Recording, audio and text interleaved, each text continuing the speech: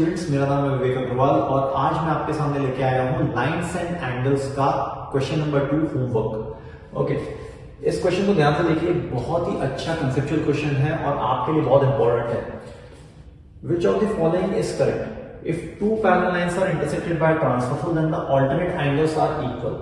मतलब दो parallel lines हम बना देते हैं, ठीक है, इसको एक काटने वाली ट्रांसवर्सल बना देते हैं। तो let's say this parallel line is M and this parallel line is N और ये ट्रांसवर्सल हो गई T, है ना, ठीक है।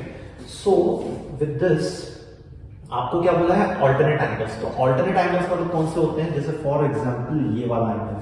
अब ये वाले एंगल का ऑल्टरनेट क्या होता है?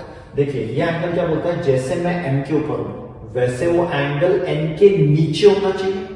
जैसे मैं ट्रांसवर्सल के राइट साइड में, वो ट्रांसवर्सल के किधर होना चाहिए? लेफ्ट साइड में। तो इसका मतलब इसका ऑल्टरनेट होगा यहां पर। अच्छा दोस्तों चलो बताओ, इसका ऑल्टरनेट किधर होगा? ये वाले का ऑल्टरनेट। तो ये वाले का ऑल्टरनेट होगा जैसे मैं M के नीचे हूं वैसे वो N के ऊपर होना चाहिए। जैसे मैं ट्रांसवर्सल के राइट साइड में हूं वैसे वो ट्रांसवर्सल के लेफ्ट साइड में होना चाहिए। तो ये ऑल्टरनेट ऐसा होगा।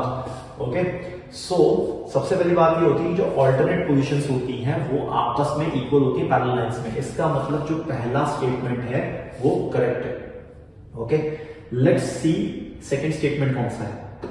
सेकंड स्टेटमेंट के लिए if two parallel lines are intersected by a transversal then the sum of the interior angles on the same side of transversal is 180 degree. This is 180 degree है ना, ठीक है।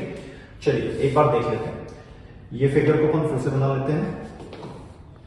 दो पैरेलल लाइंस हैं।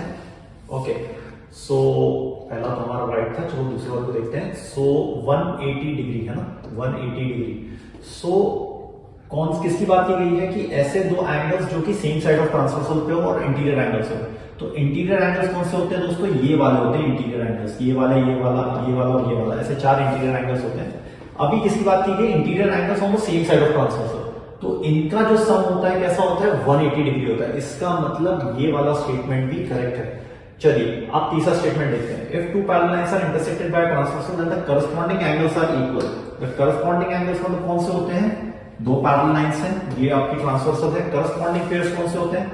ये angle अगर पैरेलल के ऊपर है तो दूसरी वाली पैरेलल लाइन के भी ऊपर होना चाहिए और ट्रांसवर्सल के सेम साइड होना चाहिए। मतलब ये दोनों पेयर्स कैसे हो गए? आपके करस्पॉन्डिंग पेयर्स हो गए और ये दोनों पेयर्स भी आपके इक्वल होते हैं। इसका मतलब आपका पहला, दूसरा, तीसरा, तीनों की तीनों स्टेटमेंट्स राइट हैं। इसका मतलब इसका आंसर होगा ऑल ऑफ दीज।